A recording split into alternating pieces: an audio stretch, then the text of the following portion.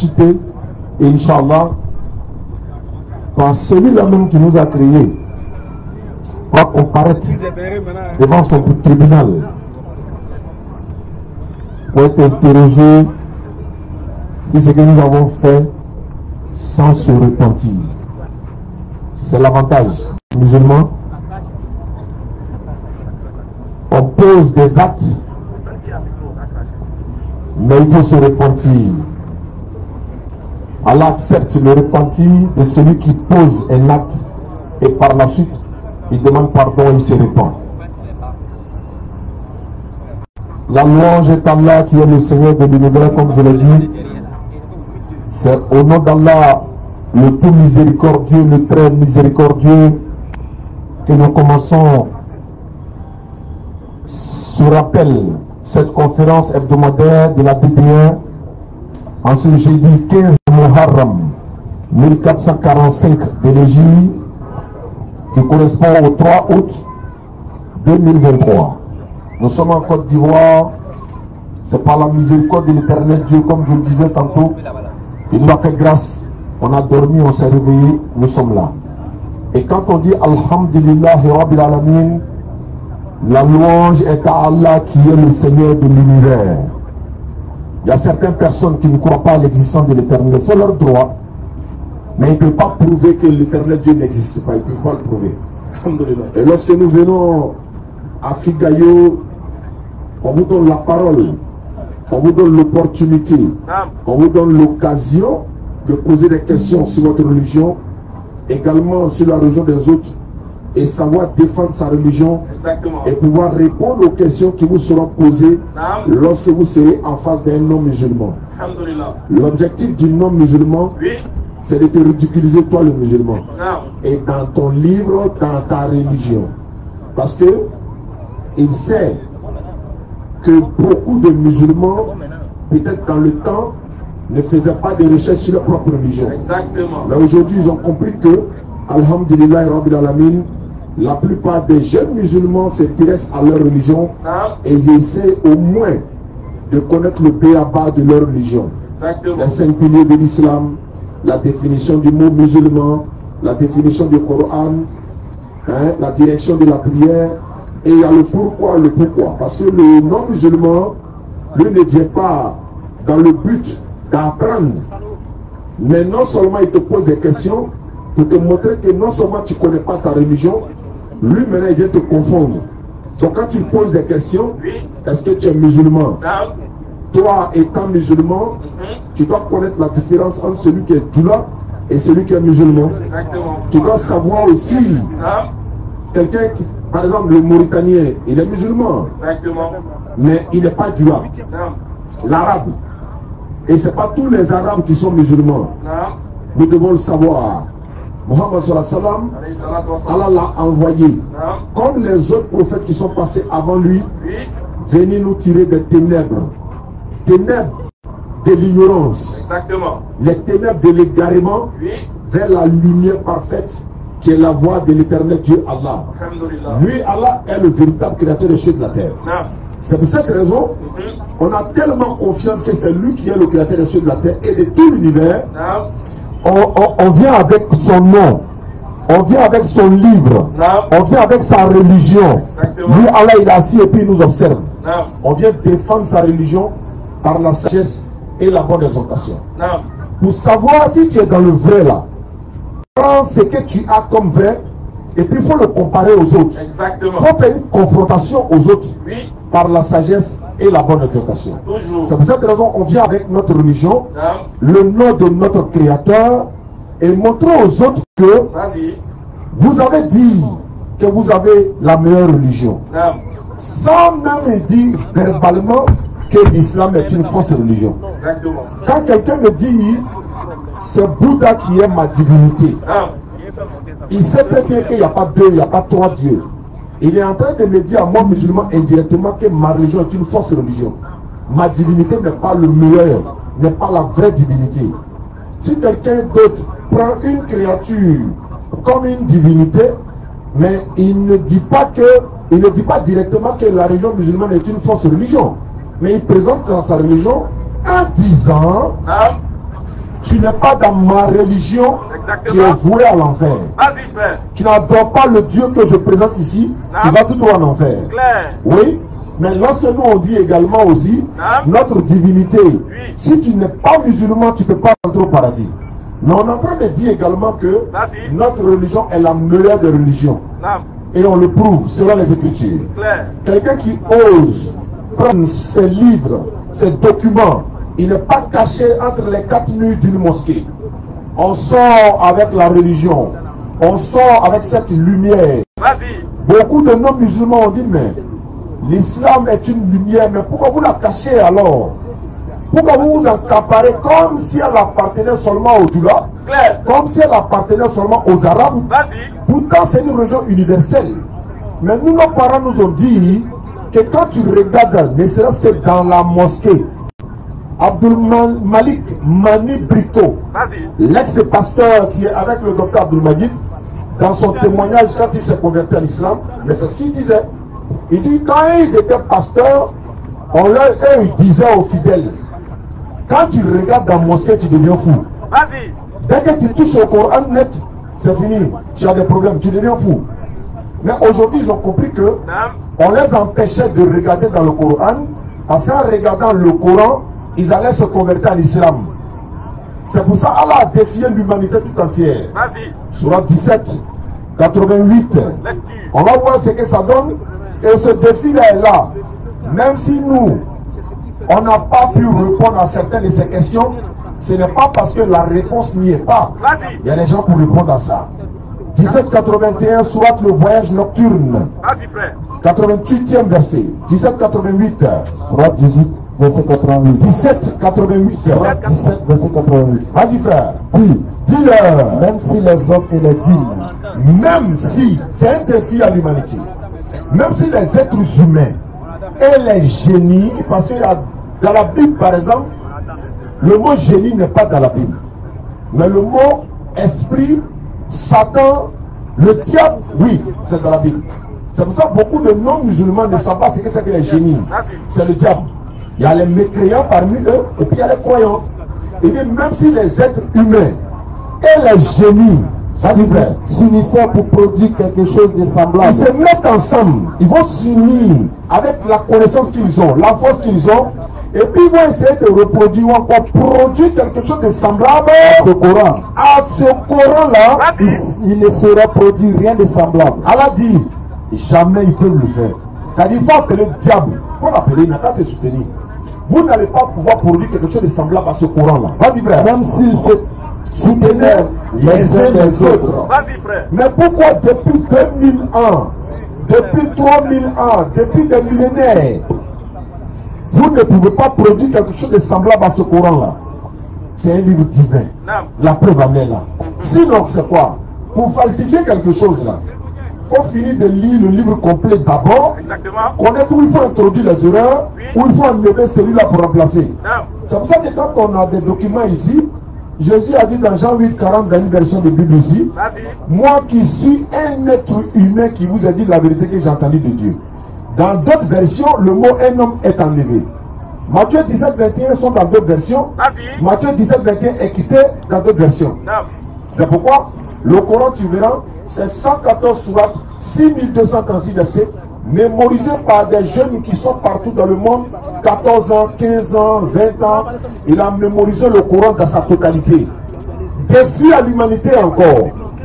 Trouvez-moi un homme de Dieu qui peut lire le livre de Matthieu dans sa totalité. Bon, laisse le livre même. Une page. Une page d'un passage de la Bible. Je dis la page seulement. Pas le livre complet. La page là seulement. Viens t'arrêter ici. On va te mettre au défi. Si tu as pu le faire, nous on devient musulman. Tu es chrétien, il a dit. Je suis déjà musulman. C'est-à-dire, comment je vais te dire, il devient musulman, non? Maintenant, s'il ne peut pas là, lui, il n'a qu'à se convertir à l'islam. Ça, c'est clair. Voilà, Ismaël, nous étions encore il y a 5 ans de cela. On a lancé le défi au palais. S'il y a un non-musulman chrétien, par exemple, il vient lire un passage de la Bible. Du premier verset jusqu'au 10e verset. N'importe quel verset de la Bible qu'il veut, il n'a qu'à venir. Ils sont venus. Premier verset d'abord, il tape pour tout. Somme 23. L'Éternel est mon berger, je ne manquerai de rien. Je me mal dans la tête. Oh, il a tapé photo. On dit de 1 à 10. Mais vous verrez des jeunes musulmans. Ce n'est pas une page. Ce n'est pas de 1 à 10. Mais vous verrez qu'il a mémorisé 114 sourates. 6236 versets. Si ça ne vient pas de Dieu, il ne peut pas faire ça. Ce sont des preuves. Allah dit, je vous mets au défi. Produisez. Ceux qui ont essayé de produire, de falsifier le Coran, quand ils ont fini de lire le Coran, il était dans un projet de falsifier le Coran et s'est converti lui-même en islam. Il y en avait le Coran a pris son cœur. C'est ça qui est la vérité.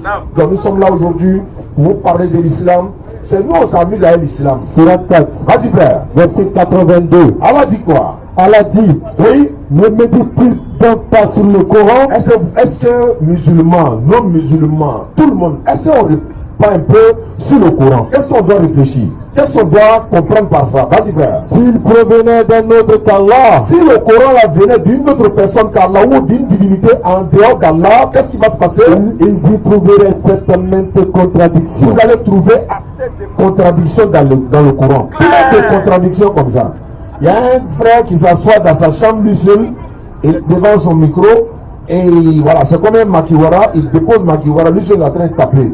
Il dit le boxeur, mais viens sur le riz, et que les ennemis là-bas, tu es seul là-bas, tu te contredis toi-même, tu corriges toi-même, tu dis, musulmans, venez nous expliquer. Musulmans, venez nous expliquer. Comment se fait-il que, dans ce passage-là, Surat 3, 42 à 45, on dit non, lorsque les anges disent à Marie, voilà que nous t'annonçons une parole de la part de ton Seigneur pour te faire don d'un pur. Les anges sont venus annoncer. Il prend cette sourate, il dépose. Il va de l'autre côté, il dit, mais comment on peut comprendre que il y a un ange qui vient et dit, je suis un ange de ton Seigneur, ou encore je suis un messager de ton Seigneur pour te faire don d'un fils pur. Il dit, musulmans, venez nous expliquer. Ici, là, on dit les anges au pluriel, ils ont annoncé, et puis ici, on dit un ange. Venez nous expliquer. Ça, c'est quelle lise? Alors qu'Allah dit qu'il n'y a pas de contradiction. Mais écoutez, cher ami, Allah, il sait pourquoi il dit qu'il n'y a pas de contradiction. C'est-à-dire, tu n'as pas compris, et puis ces contradictions, c'est pas la même chose. C'est simple. Les anges sont venus annoncer à Marie qu'elle va concevoir un enfant. L'ange Gabriel est venu lui faire le don de l'enfant. C'est venu. Il dit, je suis un messager de ton Seigneur pour te faire don. Le mot est là pour te faire don.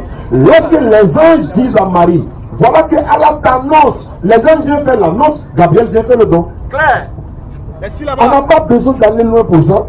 Il dit non, dans une sourate dans le Coran, Noé, son enfant est resté dans le déluge. Or Allah il dit à Noé, c'est pas ton enfant, alors que c'est son enfant. Il dit, mais bon, ça là, c'est pas compliqué. Hein. La femme cananéenne là, elle dit à Jésus, fils de David, non? Oui. Jésus à son enfant, ça fait comment? C'est Dieu ou c'est David? Donc elle lui dit, fils de David là, pourquoi elle lui dit fils de David alors qu'il n'a pas de papa? Allah il dit, c'est pas ton enfant pour la simple bonne raison, il t'a désobéi en tant qu'un prophète. Donc ne l'appelle pas mon enfant. Quelqu'un qui désobéit au messager d'Allah, il a désobéi directement à Allah. Donc c'est dans ce contexte qu'Allah dit, mais c'est pas ton enfant. Et puis ne dis pas des choses que tu n'as pas la connaissance. Noé demande pardon à Allah, ah oui c'est vrai, il comprend maintenant, comme mon fils a désobéi, c'est vrai, c'est mon fils biologique, mais dans la désobéissance, il n'est pas mon enfant. C'est pas du tout le Maouro. Claire, Allah dit, il s'adresse aux intelligents, à ceux comme nous serons là, Inch'Allah, chaque jeudi, samedi prochain, dans la Sonama, samedi prochain, Inch'Allah, Koumassi, terminus 32, mosquée Al-Faïda, la DDS sera là-bas sur le temps et climat, Inch'Allah, le samedi prochain. Voilà, et voilà, Koumassi, mosquée Al-Faïda, terminus 05, le 5 août.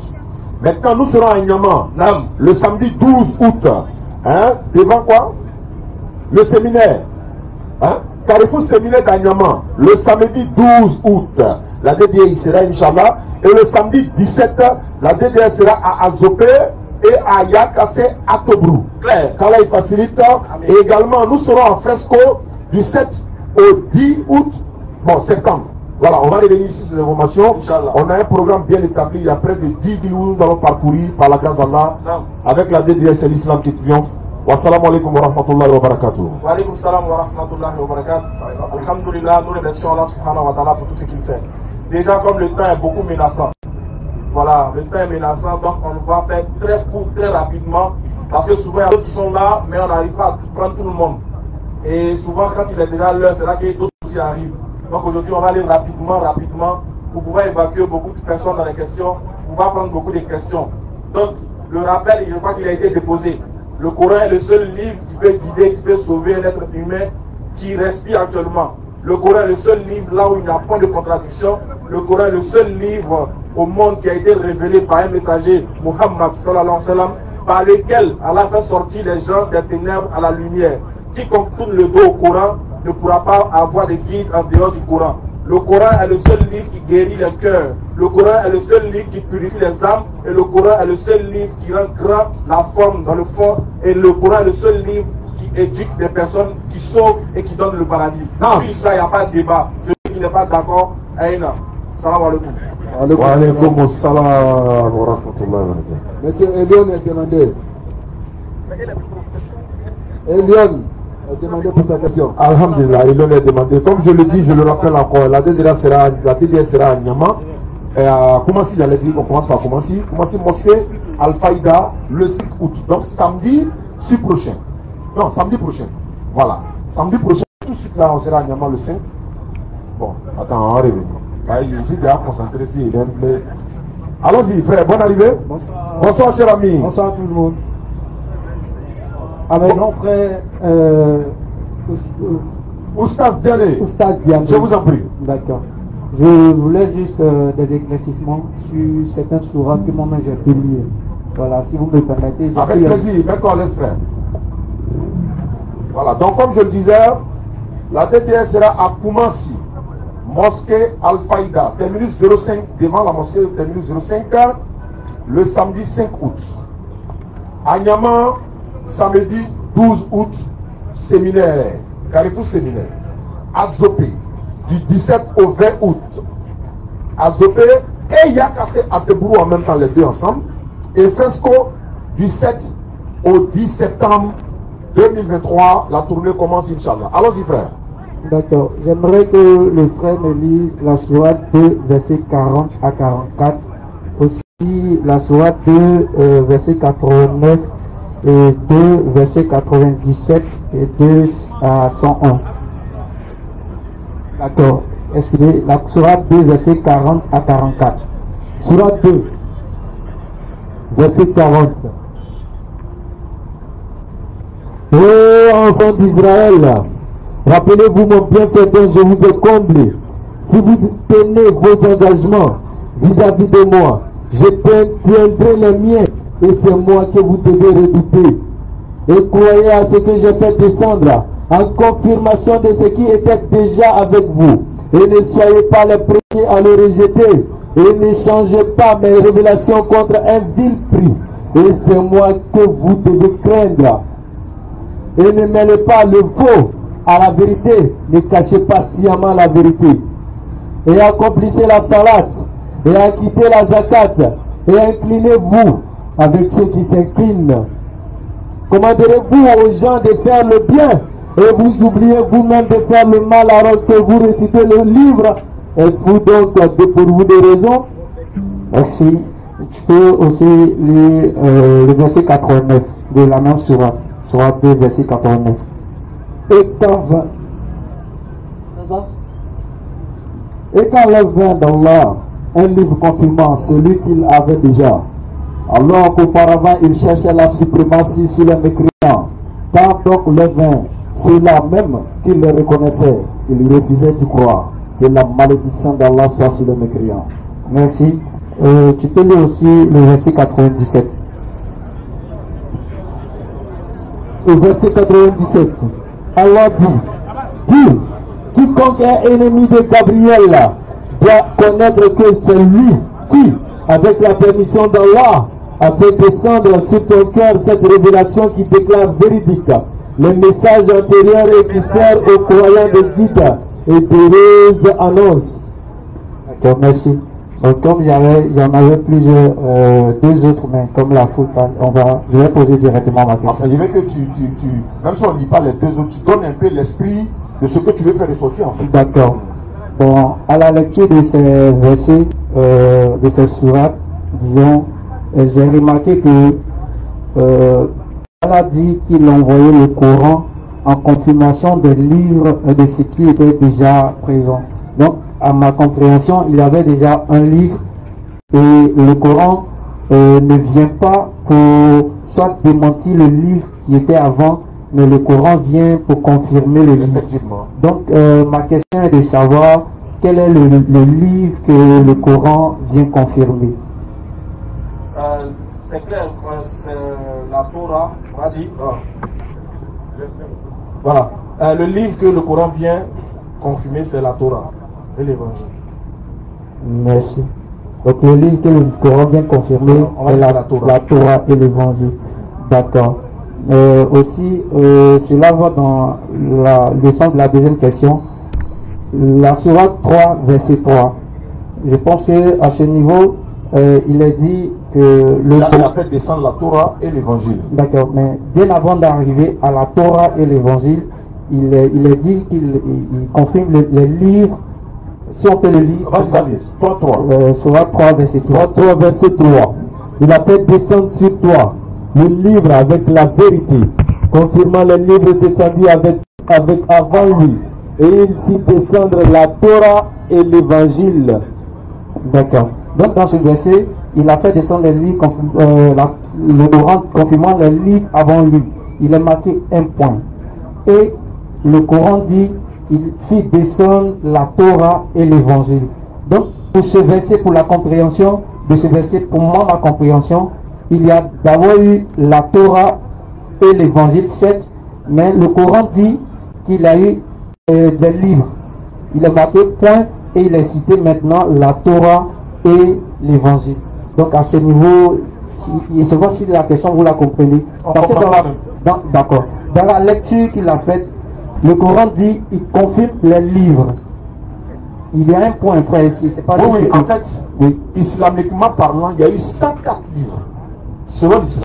Il y a les feuillets d'Abraham, par exemple. Tous ceux-là sont passés avant le Coran. Donc quand il parle des livres là, ça fait allusion aussi aux 104 livres reconnus islamiquement. Les feuillets d'Abraham sont des livres. Ceux qu'il a donnés à Moïse sont des livres. Il y a des livres qui ont été donnés à d'autres prophètes qui ne sont même pas mentionnés dans le Coran. Est-ce que vous comprenez? Donc, mais ce que nous confirmons encore, tous ces livres-là sont avant lui parce que le Coran est le dernier de tous les livres révélés. Le Coran est le dernier. Mais la Torah donnée à Moïse, l'évangile à Jésus, le psaume par exemple n'est pas mentionné ici, alors que le psaume fait partie. Et ils sont aussi avant le Coran. Merci, bien frère. Donc, est-ce que ici, Allah parlait aux non-chrétiens à ce niveau qui avait le livre où il parlait déjà aux musulmans? Parce que je pense que pour moi, le Coran est venu, le Coran, disons, ce sont les musulmans qui l'utilisent, n'est-ce pas? Donc, si, à ce niveau, est-ce que Allah parlait en disant que, alors qu'ils lisent le livre, à qui est-ce qu'il s'adressait? Il s'adressait juste aux juifs et aux chrétiens de l'époque, à l'époque du prophète. Est-ce que le prophète s'adressait aux juifs et aux chrétiens de son époque? Lorsqu'il dit, ils lisent le livre, je ne sais pas si vous me comprenez. Est-ce que le Coran parle des chrétiens de l'époque du prophète ou est-ce qu'il s'adresse aux musulmans? En disant quoi? En disant par exemple qu'ils lisent le livre, que les chrétiens et les juifs, les juifs ils lisent le livre. Est-ce qu'il s'agit des chrétiens eux-mêmes ou est-ce que le Coran parle de d'autres personnes? Lisez il s'agit des juifs. Il s'agit des juifs. Là, c'est quoi le problème? Non, la question, c'est quoi le problème? Moi, ce n'est pas un problème, moi, c'est juste une compréhension. Il s'agit des juifs. D'accord. Il s'agit des juifs. D'accord. Et au niveau de la Torah, j'aimerais poser une question. À la Sourate 4, verset 163 à 164. La Sourate, Bismillah. Préparez la question à ceux qui veulent poser des questions, vous êtes tous les bienvenus. S'il y a des dames qui veulent poser des questions, le micro ira vers elles. Sourate 4, verset 163 à 164. Nous t'avons fait une révélation comme nous fîmes à Noé et aux prophètes après lui. Et nous avons fait révélation à Abraham, à Ismaël, à Isaac, à Jacob, aux tribus, à Jésus, à Job, à Jonas, à Aaron et à Salomon. Et nous avons donné le Zabour à David. d'accord, merci. Donc, pour la lecture de ce verset, est-ce qu'il s'agit là des chrétiens dont le Coran parle? Le Coran ne parle pas des chrétiens parce que les chrétiens n'ont pas reçu de livres. C'est les juifs. Les chrétiens là, ils n'ont pas reçu de livre. C'est vrai que souvent on dit bon, les gens du livre, c'est les chrétiens et les juifs. Oui, on les appelle gens du livre et puis ils ont reçu le livre. C'est pas la même chose. C'est les juifs qui ont reçu le livre. Les chrétiens se sont accaparés. Voilà, on parle des juifs, pas les chrétiens. C'est vrai que les chrétiens aussi sont mentionnés dans le Coran, mais pour dire qu'ils ont reçu un livre, non. Merci grand frère. Donc les chrétiens n'ont pas reçu le livre, c'est uniquement les juifs qui ont reçu le livre. Et la Sourate 2, verset 113 nous dit les juifs et les chrétiens lisent le livre. Bien sûr. Lire le livre et puis recevoir, c'est pas la même chose. D'accord. Voilà. Lire et recevoir, c'est pas la même chose. Allah a parlé des chrétiens, par exemple, dans la Sourate 9, verset 130 et le suite. Les juifs disent Oséïe c'est le fils d'Allah. Les chrétiens aussi disent le Messie est le fils d'Allah. Ils le disent, alors que tous deux lisent le livre. Oui, mais ils lisent le livre. Oui, mais le livre a été destiné à qui? Parce qu'il y a deux questions dans la même question. Il y a ceux qui reçoivent le livre, et puis il y en a. Nous, par exemple, on lit le livre de la Bible, par exemple, mais ça ne nous est pas destiné. Mais l'évangile est dans le Coran, la Torah est dans le Coran, parce que l'évangile est avant. Le livre, l'évangile c'est un livre, pas la Bible. La Torah c'est aussi appelé aujourd'hui un livre. C'est vrai que ce n'est pas un livre qui a été donné directement comme ça à Jésus et à Moïse, mais aujourd'hui on les appelle des livres. Donc la Torah dont parle le Coran, c'est la même Torah qu'aujourd'hui nous avons. Est-ce que c'est la même? Non, c'est pas la même. La Torah originelle, est-ce qu'ils ont encore non plus? C'est pourquoi là, dans le Coran, les Juifs ont mélangé le faux au vrai et puis ils ont caché la vérité. Ils ont mélangé le faux au vrai. Ça a été falsifié. Après les prophètes, tout a été falsifié. Donc Allah a envoyé un document maintenant qui est le Coran où tout le monde s'est rallié. Ça là, on ne peut pas falsifier. Sinon les autres documents ont été falsifiés. C'est pourquoi quand tu regardes dans Genèse, l'Exode, Lévitique, le nom, le Deutéronome, c'est attribué à Moïse. Mais c'est pas Moïse. Parce qu'on dit Moïse mourut lorsqu'il avait 120 ans. Si c'est le livre de Moïse, comment il va dire Moïse mourut alors que c'est lui qui l'a écrit? Tu comprends un peu? Oh, Dieu dit à Moïse, Moïse dit à Dieu, Dieu dit à Moïse, il y a quelqu'un qui est en train de raconter ça, il est anonyme en fait. Voilà un peu, Inch'Allah. Merci. Donc ce que doit retenir la Torah, l'évangile que nous avons aujourd'hui dans le livre n'est pas celui dont le Coran mentionne. Non. Le Coran parle de l'évangile de Jésus, mais ici on a l'évangile de Matthieu, Marc, Luc, Jean. Donc ce n'est pas de cet évangile que le Coran parle. Ils ont pris le faux, ils ont mélangé au vrai. C'est-à-dire les paroles authentiques de l'évangile de Jésus, là, ça est ici. Mais ce n'est pas tout ça là qui est l'authentique en fait. Les paroles de Jésus, c'est ça qui est l'évangile. Maintenant, les propos de Jésus authentiques là, certains sont ici, mais ils ont falsifié. Jésus, on dit bon, Jésus dit le Fils de Dieu. C'est pas ça. Mais dans le texte original, il dit qu'il est le serviteur de Dieu. Mais il ne parlait pas le grec, non. Il parlait l'hébreu ou l'araméen. Mais le Nouveau Testament est en grec, dans une langue que lui-même ne parlait pas. Il y a un problème. Mohammed sallallahu alayhi wa sallam parlait l'arabe, le Coran est révélé en arabe. Il n'y a pas de doute. D'accord. Donc, mais est-ce que dans cette Bible que nous avons, il y a le moyen de reconnaître les dits de Jésus qui sont vrais? Bien sûr. Donc, Marc 12, 29 par exemple. D'accord. Et la seconde question, comment vous le savez? Israël était chrétien, lui va on le sait parce que ce qui est dit dedans là. Marc 12, verset 29. Jésus répondit, voici le premier. Écoute Israël, le Seigneur notre Dieu est l'unique Seigneur. Voilà, on considère que ce qu'il a dit est vrai, parce qu'avant lui, d'autres prophètes ont dit. Avant lui, Moïse l'a dit. Avant Moïse aussi, beaucoup l'ont dit. Et ça, c'est le message de tous les prophètes. Après lui aussi, le prophète Mohammed l'a confirmé aussi. Donc du moment où on voit qu'on dit que la vérité doit accompagner de deux ou de trois témoins, quand on voit que ce que Jésus dit, c'est ce que Moïse dit, c'est ce que tous les prophètes disent, et que c'est ce que le prophète Mohammed aussi confirme, c'est que c'est vrai. Est-ce qu'il peut y avoir également un verset des dits de Jésus qui ne sont pas vrais également, comme vous l'avez fait, vous avez donné un verset tout à l'heure, par lequel vous avez reconnu que cette parole est bien de Jésus, elle existe selon le Coran. Est-ce qu'il y a aussi un autre verset des dits de Jésus qui sont dans le même livre que vous ne trouvez pas juste? ou le Coran, mais vous ne pouvez pas mettre ça sur vous, le Coran ne trouve pas juste. Dans la Bible, par exemple, la Bible colle sur Jésus, que c'est lui qui l'a transformé de l'eau pour devenir divin. Son premier miracle. Le Coran dit non, c'est faux. Il a parlé dans le berceau pour prendre défense de sa maman. C'est voilà son premier miracle. Et nous sommes d'accord. Pourquoi? Et beaucoup sont d'accord. Quand un prophète vient là, le but de son envoi, c'est de nous interdire tout ce qui est satanique et nous amener vers la lumière. On est d'accord ou pas? Mais comment un prophète vient, il fabrique du vin et puis les gens se saoulent, alors qu'il est prophète de Dieu. Et puis on dit que c'est son premier miracle quand il avait 30 ans. Ah! Et puis quand Dieu l'a attendu sur la terre, quand il est venu sur la terre, il n'a pas fait un miracle. Il a eu 30 ans d'abord. Quand il était vraiment garçon, c'est là qu'il allait faire le premier miracle. Il a vu l'eau, il a transformé ça en du vin. Et les gens se sont saoulés, il faut ajouter ça dans un mariage. On dit ça, c'est le premier miracle de Dieu sur la terre. Premier miracle de Dieu sur la terre. Il a transformé l'eau en vin. Alors qu'avant qu'il va arriver là, il y a déjà vin. Il a vu son premier miracle, il transforme de l'eau en vin. Un Dieu baoulé, on ne peut pas l'appeler. Et on dit encore qu'il a appelé sa maman femme. C'est-à-dire l'enfant le plus impoli de l'époux qu'on fait gagner là. Il dit à sa maman, maman. Mais un prophète de Dieu, on dit non, il a dit à sa maman, femme. Et il a dit à une prostituée, femme. Dans le Coran, mère, maman. Voilà les propos qui sont bizarres. Donc ça, ce sont des propos et le Coran ne confirme pas en tant que parole de Dieu. Les sons courants, est-ce que toi-même tu es d'accord avec ça? Que Dieu, quand il est venu sur la terre, son premier miracle, c'est de transformer l'eau en vin. Bon, moi je ne limite pas Dieu, donc je ne peux pas... Oui, c'est où? Il a dit que Dieu, il faut le limiter. Il n'a pas dit le limiter, il demande, est-ce que tu es d'accord que Dieu, quand il est venu sur la terre, son premier miracle, il a transformé de l'eau en vin pour que les gens n'aient pas boire, pour se saouler?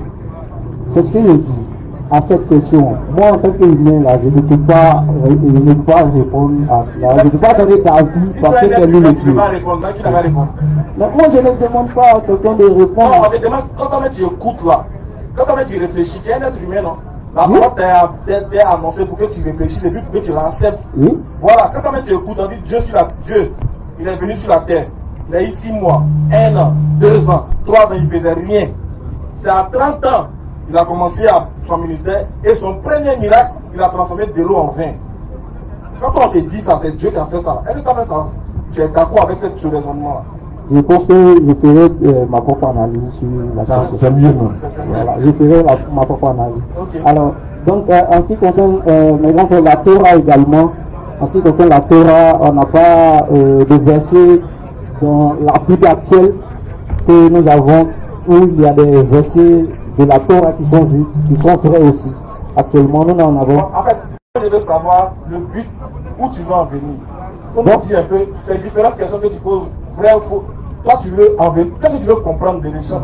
La conclusion, c'est laquelle? D'accord. Moi, ma conclusion, parce que pour déjà continuer à poser les questions, il faut que je sois d'abord sûr que ce que je veux prendre pour les versets, là où je peux déjà tirer les versets, il faut que je sois sûr qu'on soit d'accord là-dessus que c'est la parole de Dieu. Mais vu que vous avez dit qu'il y a des faux, il y a du faux dans ce qui est dit, moi je ne sais pas à quel moment ça devient faux. En fait, tu veux nous donner des versets, mais tu veux qu'on soit d'accord sur les versets. Donc, pas que je veux qu'on soit d'accord, mais il faut que on soit d'accord que c'est la parole de Dieu. À partir du moment, moi vous m'avez donné l'information que ce n'est pas tout ce qui se trouve dans la Bible aujourd'hui qui est la parole de Dieu, n'est-ce pas?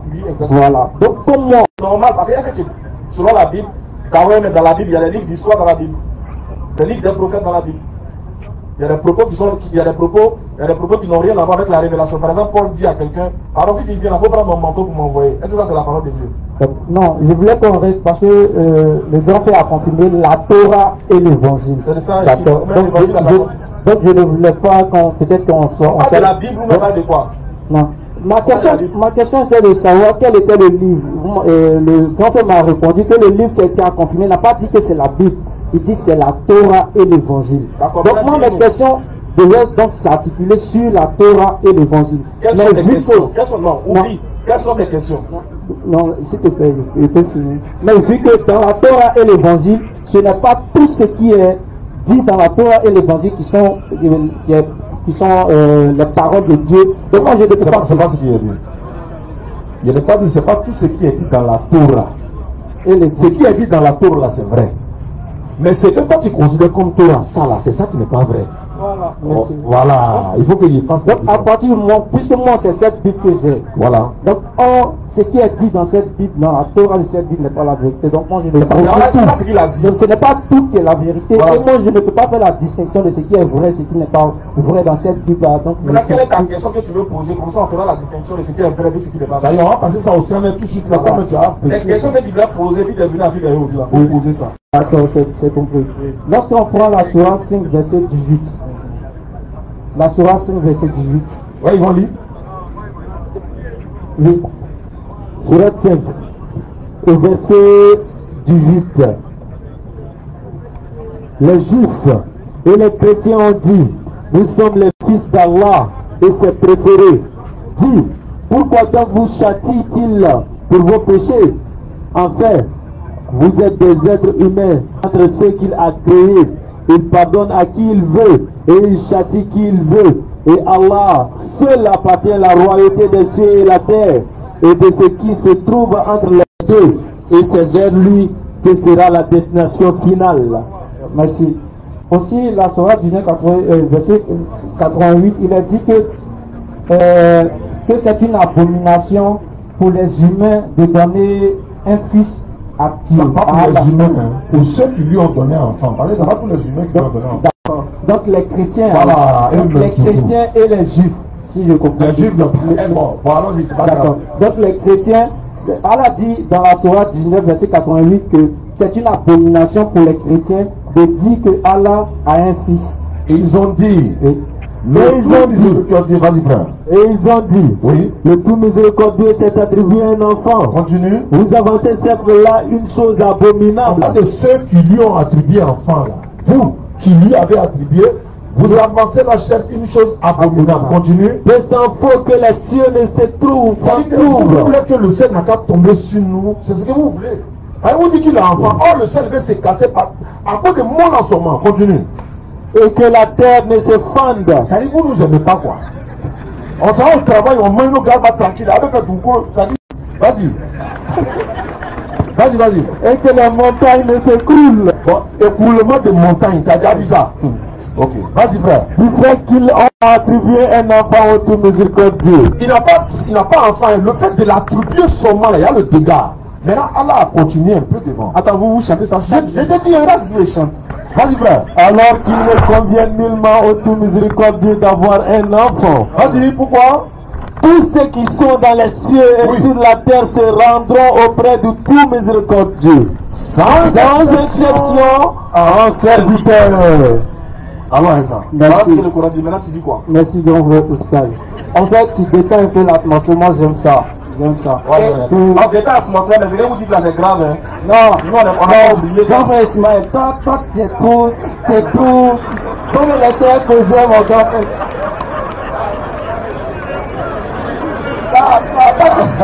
Non, lui me laisse trop long.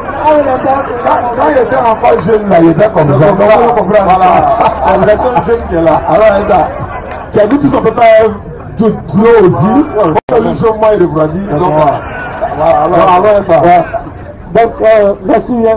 Maintenant, lorsqu'on prend la Torah, puisque dans le Coran, il est dit que les chrétiens attribuent un enfant à Dieu, et que ça, c'est une chose abominable. Mais la Torah, au Deutéronome, par exemple, 14, au verset 1, il est dit, Dieu dit que vous êtes les enfants, j'ai pas... Ok, il n'y a pas de souci, il va t'aider. Deutéronome 14, verset 1er. Vous êtes les enfants de l'Éternel, votre Dieu. Vous ne vous ferez point d'incision et vous ne ferez point de place chauve entre les yeux pour un mort. Donc, dans ce verset, puisque c'est aussi la Torah, c'est la parole que Dieu a donnée à Moïse. Donc, ici, on a vu dans le Coran que les chrétiens ont attribué un enfant à Dieu, ce qui est une abomination. Et dans la Torah, on voit qu'il est dit que l'Éternel, que les Voilà, Juifs, ils sont les enfants de Dieu. Donc, à ce niveau, je ne comprends pas trop bien. Oui. Puisque la Torah que confirme le Coran dit qu'il n'est pas, Dieu n'a pas d'enfant, voilà. Et ici on nous dit, la Torah nous dit que vous êtes les enfants de Dieu, alors que Dieu n'est pas censé avoir des enfants. Voilà. c'est eux qui rentrent dans. Dans le verset qu'on a lu là, Surat 19 là, Allah n'a pas précisé, hein. Il dit, et ils ont dit, le il là, tu es dedans, et puis tout le bon il. Tous ceux qui disent ça là, Dieu dit que c'est une chose abominable. Du moment où Dieu dit que c'est abominable, c'est que si tu entends ça quelque part, Dieu ne l'a pas révélé. Dieu ne peut pas révéler une chose abominable aux gens pour qu'ils puissent le mentionner. Et puis, aujourd'hui là, ceux qui, c'est-à-dire que ce soit un juif ou un chrétien qui dit que Dieu est un enfant, il rentre dans ce verset du Coran qui a mentionné. Mais c'est pour ça qu'on a dit, fais attention. Quand tu nous dis que ça là, c'est la Torah révélée à Dieu, voilà la preuve manifeste que ça ne peut pas être une révélation de Dieu, ce passage-là. Toi, tu as considéré ça là comme la Torah. Alors que la Torah, selon vous, ça était Moïse qui l'a écrite. Mais on te dit que selon ce qui a été révélé ici là, non seulement pour faire preuve, c'est ce que vous avez dit, mais tu n'as pas compris. Pour faire preuve que exactement ce que j'ai là ne peut pas venir de Moïse, on te dit dans Deutéronome 34 que Moïse est mort à 120 ans, alors que c'est Moïse qui a écrit. Comment lui écrit lui-même sa mort? Donc ça vous te dit que là on a des récits qui ont été attribués à Moïse, qu'on appelle aujourd'hui, selon vous, la Torah. Mais est-ce que Dieu peut dire que c'est avoir un enfant est une abomination, et puis il va révéler cela à Moïse pour que Moïse le dise? C'est pas possible. Voilà pourquoi j'ai dit d'entrée, puisque moi je n'ai pas la connaissance à travers la Torah et l'évangile de savoir qu'est-ce qui est. Voilà, donc chaque fois que tu donnes, voilà, on te montre en même temps. Envoyez le micro, on va parler en même temps. Envoyez le micro. Ça passe, ok. Donc en fait, chaque fois que tu donnes le verset, quand ça ne rentre pas dans le cadre de la révélation, tu le sauras. Parce que c'est le Coran maintenant qui sera le scanner des versets là. Quand tu donnes, on vérifie. En ce qui concerne l'enfant de Dieu là, vous savez quoi? Qu'est-ce que les musulmans font? On pousse la recherche un peu plus haute en fait. C'est-à-dire, en quoi faisant? On dit Dieu a un enfant. C'est écrit, hein. Mais nous, on n'a pas dit tout de suite, on n'est pas d'accord. On s'en va vérifier. Bon, d'abord, première question, l'objectif d'avoir un enfant là-même, c'est pour quoi? Dieu il doit avoir un enfant là-haut. Il va aller à la retraite, il va mourir, il va devenir aveugle là-bas, le conduit. Donc, on se pose des milliers de questions. En retour, on se dit, bon, mais pourquoi dans la même Bible là, on dit Jésus est fils de Dieu, Adam est fils de Dieu, Romains 8, 14, tous ceux qui sont conduits par l'Esprit de Dieu sont fils de Dieu. Quand on regarde le texte original, voilà où on va vous battre sur tous les plans. Dans le texte original, ils ont écrit serviteur là-bas, on n'a pas dit fils de Dieu. Donc il faut aller lui redonner le voilà, définition fils de Dieu. À partir de